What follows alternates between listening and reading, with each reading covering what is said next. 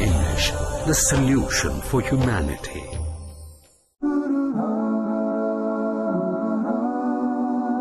When things go wrong as they sometimes will, when the road you're trudging seems all uphill, when the funds are low and the debts are high, and you want to smile but you have to sigh, when care is pressing you down a bit, press if you must but do not ever quit. Bismillah, assalamu alaikum wa rahmatullahi wa barakatuh. Welcome to a new episode of Let's Talk. I'm your host Khalil Amunet, and I'm joined with our guest Sheikh Kareem Abu Zaid. He is the director of Ihda Productions and also the Imam of the Colorado Muslim Society. Assalamu alaikum and welcome, Sheikh. Wa alaikum assalam wa rahmatullahi. And we're also joined by Dr. Mahmoud Habibi, is a lecturer of psychiatry at Ain Shams University. Welcome. Thank you. And we're also joined by our in-studio audience. Assalamu alaikum. Welcome. We were just talking about drugs and alcohol from an Islamic perspective. Now we're going to look at the subject from more of a psychiatric, psychological perspective. And to help us with that is Dr. Mahmoud Habibi.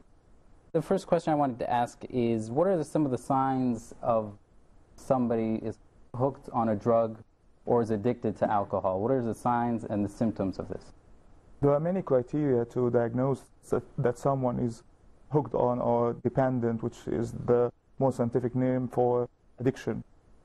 But it's simple as loss of control. When someone loses control of his use. This loss of control has many signs and aspects. For example, what's called tolerance, taking excessive amounts to have the same effect. You know, if you have the same amount, he doesn't have that high that he wants. Withdrawal symptoms, another important perspective, that when he stops or decreases the amount he takes, he suffers from symptoms which are either psychological or even somatic. Somatic is in the body. Yeah, pain, running nose, lacrimation, and many other things. Another important issue is the cravings, the urge, that you have some sort of very strong urge and very strong cravings towards having this substance, even if he's convinced that he shouldn't do. Relapse is another important thing, that he tries to stop or decreases, but he fails, affecting the aspects of his life. For example, neglecting important activities that he used to do. All these are signs of addiction, and there are many more actually, but we should know that having 3 of these symptoms are enough to diagnose substance dependence or addiction. So how can we prevent ourselves from falling into these traps? There's a lot of different kinds of drugs, also prescription drugs. Is a huge problem nowadays is getting hooked on, like a doctor will prescribe you pain medication for pain, but you keep taking it after the pain is gone and it becomes a huge problem. How can we prevent things like that? Prescription drugs are one of the most important issues to be discussed actually, because some people just escape from the label of addiction to the label of I'm having the medication. That's just a medication. So as from the name, prescription drugs should be taken as they are prescribed, not increasing and under medical supervision. And unfortunately, especially in the area of the Middle East, many people that just take medications because they heard that they are good, or because they said that they soothe the pain. And here we know that you can just go into a pharmacy without a prescription and, oh, I want whatever. And it's, of course, in the U.S. that's completely illegal and you can be arrested for it. But here it's like, you just go and just having some sort of pain or having some sort of cough and just want a medication, then the pharmacist says that's a very good one. Or your neighbor gives you. And here's the problem. Many persons just escape from the title of drugs of abuse, like heroin, like hashish, into prescription drugs, like benzodiazepines, like opioids. And then he said, I'm just taking a drug. That's a medication. Where's the problem? So these drugs should be taken under strict medical supervision. And that's a very important issue, and that's why the laws of medication is very strict all over the world. I hope we'll have it in our region as well to be that strict. So can we talk about how drugs harm the person? I mean, what are the most harmful drugs? You know, how does alcohol fit into that also? Or what is the harmful effect of alcohol? The problem of alcohol separated from other drugs is some sort of historical or legal problem, and it's not medical. Harmful. Alcohol is as harmful as the other drugs. All the point lies in how you take the drugs or how much you take it. So alcohol having a long history with humanity, so many communities can't prevent it or can't just say we should stop alcohol. But medically speaking and psychiatrically speaking, alcohol have the same problems like other drugs. And the issue lies in the usage of drugs. How do you use these drugs? And losing control makes many problems, mainly medical and psychiatric, social, legal, as well as vocational, in your work. The point in drug addiction is that you have some sort of pleasure, extreme pleasure, and at the same time, you don't judge things well. All the drugs of addiction disturbs your judgment, your orientation, your concentration. Yeah. And so the judgment of what's right and what's wrong, what's beneficial and what's harmful, began to be disturbed. So the person enters into medical problems, and there's the long list of medical problems, psychiatric problems, vocational problems in his work, neglecting his work, his studies, legal problems, because there's some sort of strong relation between drugs, including alcohol and crime. Yes. For example, you know that United Nations Office for Drugs is UNODC, United Nations Office for Drugs and Crime. It's the same office. It's the same office because they are very strong college. Traffic accidents is another, we consider it medical and legal problem at the same time. And social also even murder, just completely takes away your inhibitions. You can't control your thoughts, your actions. Yeah. So there are many problems, many in these aspects, medical, psychiatric, legal, vocational, as well as social problems. And these problems creates the main problem of addiction, actually. Yeah. And then the person does not recognize all these problems. That's why mostly people around him are the ones who say, you have a problem, you should take in consideration being treated. Yeah.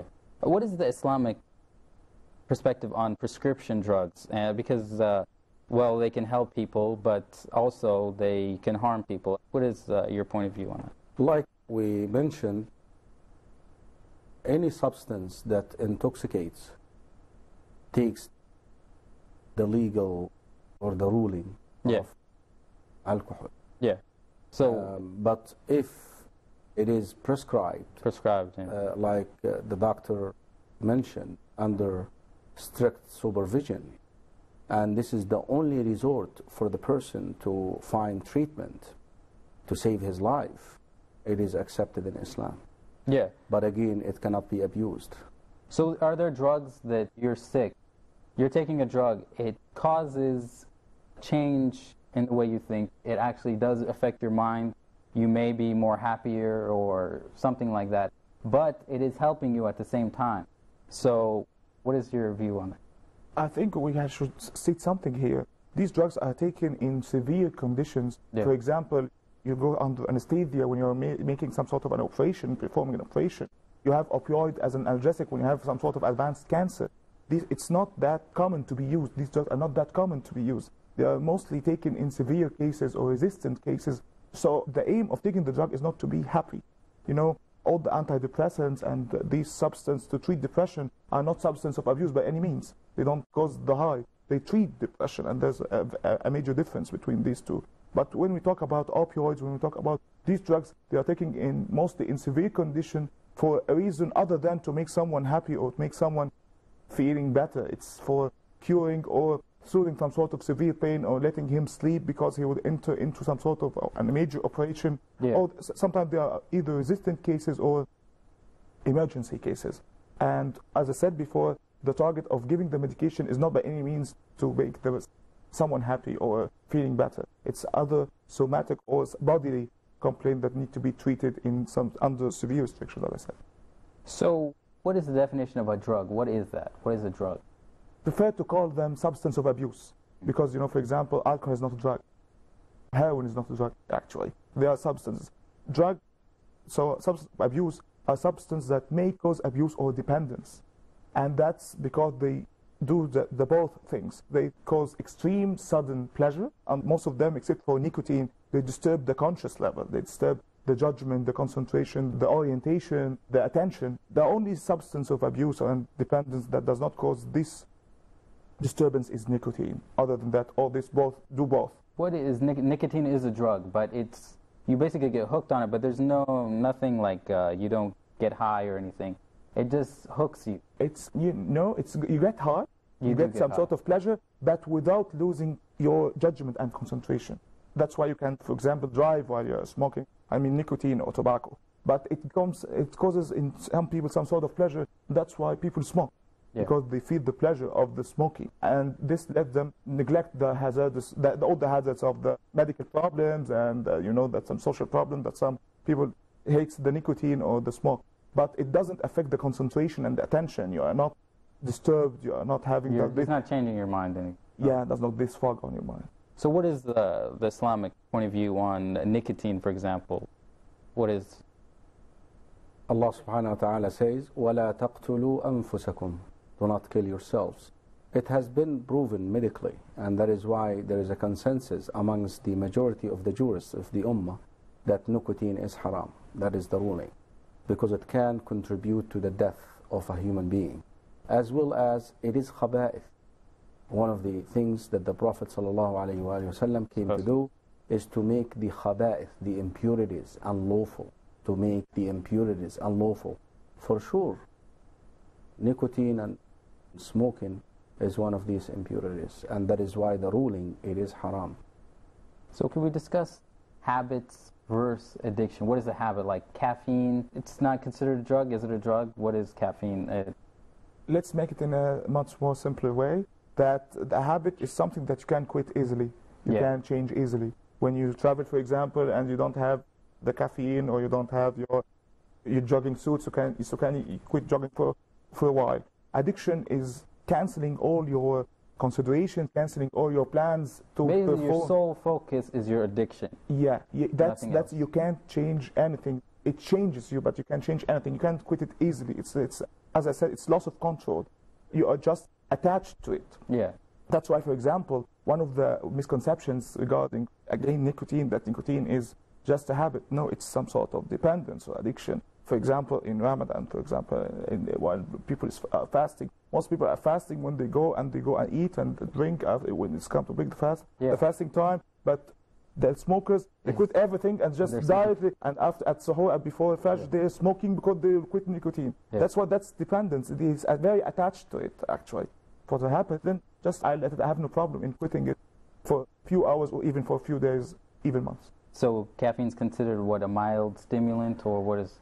It's a very mild stimulant, but some people get dependent on caffeine, and these are the people who, when they decrease or stop caffeine, have severe headaches, have severe fatigue, but it's a very low percentage. Mostly it's a mild stimulant that people have just as a habit. But there's a very, very minor percentage that get addicted to caffeine, and when they decrease or they stop caffeine, they have symptoms, mostly headache and severe fatigue. Okay. We'll go for a break right now, and stay with us.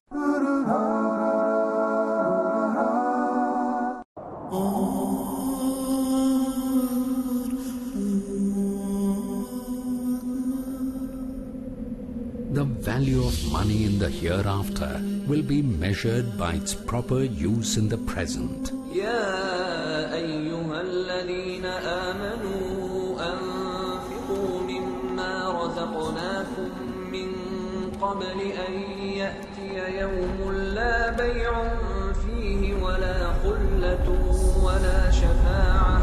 According to the glorious Quran, one of the best ways to use your money is to spend it in the way of Allah subhanahu wa ta'ala by spreading His message of Islam. Peace TV is a non-profit Islamic satellite television channel that is primarily dedicated for just that cause, the proper presentation of Islam. It's a great choice to invest in it and a golden opportunity to purify your wealth in a way that pleases Allah subhanahu wa ta'ala. Support Peace TV. Send your zakat and donations to IRFI Al Ryan Bank, 47 Calthorpe Road, Birmingham, UK, B151TH. Pound account number 011-32301. IBAN GB49ARAY 30008301 132301. Sort code 300083. Swift BIC code ARAY GB22. Please confirm your contribution at support@peacetv.tv. Support Peace TV, the solution for humanity.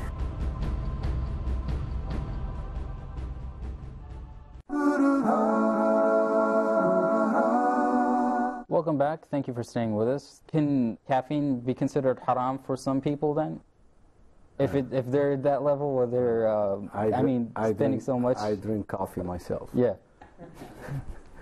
Yeah, everybody does. Yeah. So it is. So it's like our doctor mentioned, you could, once I travel, that applies to me. The coffee in America is totally different to here. Yeah, it's not available everywhere. It costs $3 at least. Yeah. But once I come over here, I can live without. I just maybe get some, a little bit headache here and there, but one day or two and you're done. But again, like he mentioned, is you control it. It's not controlling you. Yeah. That is the difference between it and other substance that is made unlawful. Okay, can we talk about natural occurring drugs in the body, like adrenaline? Some people are sort of like adrenaline junkies. They like bungee jumping out of planes. Can we call them addicts? First, everything that is abused have another alternative in our body. We have opioids. We have opioids in our body. We have alcohol in our body. Some sort like alcohol-like substance. Okay. We have cannabis-like something, hashish-like something in our body that God created inside us to have some sort of function to it's all in decrease. balance. Yeah, and it's in a balance. But this endogenous, we call it endogenous because it is inside our body, they do not affect our concentration or attention. Just soothe our pain, make us feel better. That's why when someone takes it from outside and he stops it, he has some sort of pain and has some sort of, he becomes very impulsive, very aggressive, because there's something inside him that he lost, actually. Regarding the people who like risk-taking behavior, there are some people that have the pleasure in risk-taking. Risk-taking, which is not just jumping. For example, we have here in our region the reckless driving, driving fast and having some sort of driving and sudden brakes, and these are one of the things that make sometimes people really high. And sometimes they lose the concentration. Road rage is a sickness. It's, when you're driving, when I drove in America and someone cuts you off, something activates in your body, you have to do the same thing to them. Yeah. And it's almost uncontrollable, but... Yeah, and actually, so what's called adrenaline junkies, or people who love high-risk situations, it's some sort of, not definitely addiction, but some sort of behavior. Some people consider them behavioral addictions. Okay. Behavioral addiction, and there's a part called behavioral addiction, like internet gambling, or there are some sorts of addiction which do not depend on substance, external substance, it's on the behavior. One of them is having high-risk behaviors in all contexts. So then is drug addiction considered psychiatric or psychological, since there was nothing there to start with? Basically, you decided to do that on yourself. You weren't hooked to anything. There was no desire in your brain to drink. There was no desire in your brain to take drugs. But you did that yourself. On the other hand, these psychiatric things, they were because of some sort of imbalance in your brain or your body. Yeah, that's a big question, actually. Addiction is considered a psychiatric disorder because not anyone who tries substance become an addict. The addiction comes when that someone just is trying or just having for once, or he thinks that he will control and he loses control. And that's the point. Yes, he started by himself, and no one denies this, and nothing forced him to start it. But he didn't know, or he didn't consider that he may lose control. Yeah. He may be some sort of drowned in, sometimes we have some sort of metaphor for this, like the one who drowned in the sea. Yes. He's the one who overwhelmed. Yeah, he's the one who entered the sea, but he didn't plan to drown. He just wanted to swim, but he was some sort of inside. Yeah, and he's drowned. We can blame him for starting, but we can't blame him for drowning. Okay. Now, you guys have any questions? Yes, please. All right, go ahead. Bismillah ar-Rahim. My name is Hussam Eddin Alam. I'm Egyptian. I'm a student at the Faculty of Sharia and Law and English at Al-Azhar University. My question to you, Sheikh, is that in the first segment, you stressed the fact that alcohol or intoxicants in general were gradually prohibited. So the questions that occurred to my mind, and I'm pretty sure that came across the minds of many of our viewers out there, is that, and here's the question, what about the new reverse to Islam? Are they required or supposed to quit alcohol or intoxicants in general, whatever they are addicted to, once and for all, or they can gradually also quit these alcohol or this alcohol or these intoxicants in general in order not to suffer the symptoms of withdrawal? The consensus of the jurists regarding this issue. Anything that is haram, stop now. Anything that is mandatory for you to do, like the 5 daily prayers, you have to commit to. The optional, or what we call nawafil, the recommended, apply the gradual implementation. Haram, stay away. Must do, fulfill it. Something that is optional, go ahead and apply that. That is the answer. Add another part, please. But why can't we read carefully the Sunnah of the Prophet, and from this carefully reading, we can draw up a schedule or a timeline according to which you can treat those who suffer from getting addicted to these harmful substances. And because many of our viewers and mainly non-Muslims may say that this can stand as a barrier or hinder non-Muslims from coming into the fold of Islam. The doctor maybe can give you a medical, but let me finish, a medical perspective in this. But I tell you right now, the only way to leave the haram is to leave the haram. That concept that, okay, if you smoke 40 cigarettes a day, then go ahead and smoke just 15. That doesn't work with a lot of people. The Prophet ﷺ, وهذا الحديث في صحيح مسلم, says, anything that I banned you from doing, فَاجْتَنِبُوهُ, leave it. Leave it. But the concept of medical, whatever it is, I think he was speaking about slowly weaning the patient off of whatever he's addicted to. Is that, or is it you have to stop cold, whatever? What's called cold turkey technique, or giving some sort of the medications, is not the issue, because the issue is to start treatment. Because if he by himself will go and decrease by himself, that's what's called, as I said before, he has loss of control. He won't control this. It's mostly a failure. He won't. The gradual decrease, the supposed schedule will not be performed. That's why all over the world and the region, there's what's called detoxification. That he enters into place, or even in his home, he takes certain medication apart from his drugs of abuse, mostly totally apart from drugs of abuse, for him to quit or to stop this medication without having these withdrawal symptoms. But the issue from the medical point of view, it's rarely, maybe never, I can be strong and say never, successful for him to do such a schedule. And let me tell you something, most of the addicts, or most of the abusers, they have this dream of scheduling and gradually tapping. What? I know many countries that apply this timeline or schedule. The timeline schedule, I can some sort of disagree with this. Timeline schedule of what he's abusing right now, I don't think that's something medical, or have medical consensus. You can change the drugs he's taking by other medications, because actually the problem lies not in the substance, the problem lies in him. He loses control. When he takes, for example, the pill of today, it will never be the pill, it will be the pills, okay? And that's why this timeline schedule is not applied by any means in any country. Given a slight example, for example, alcohol. There's no medical or psychiatric consensus say that you can decrease alcohol gradually if you are an alcoholic. Although alcohol withdrawal have some sort of serious disease called DM tremens, that's not the problem about the name, yet there are some medication to prevent this. Medication, not alcohol, gradual withdrawal of alcohol. That's all the time we have. We're going to have another episode speaking about this exact same subject, so we can continue from there. I'd like to thank Dr. Mahmoud for joining us, and Sheikh Karim Abu Zaid, thank you very much, and we'll be on the next episode, of course. I'd like to thank our studio audience. Thank you guys, and we'll see you guys later.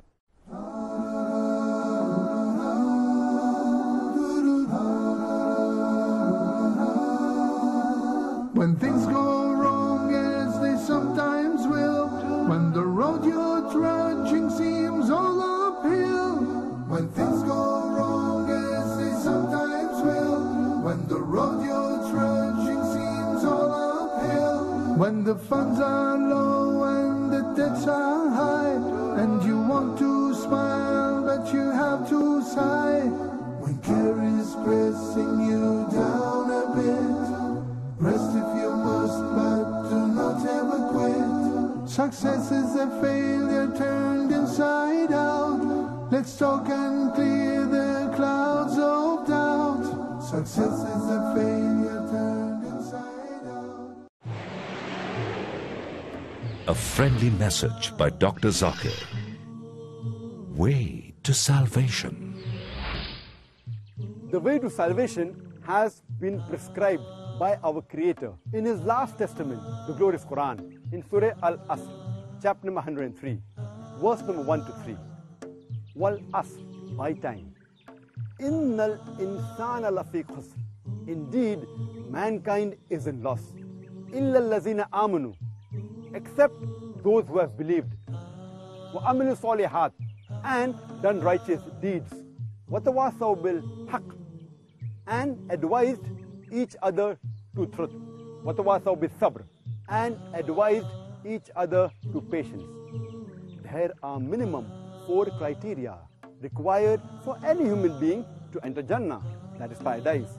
These are Iman, that is faith, Amal Salihat, that is righteous deeds, wa tawasaw bil haqq, that is advising each other to truth, that is Dawtul Islam, calling people to submit to God, and wa tawasaw bis sabr, advising each other to patience. Its significance has been emphasized by Imam Shafi, who said, if people were to ponder on the surah, it would have been sufficient for their salvation. Peace TV, the solution for humanity.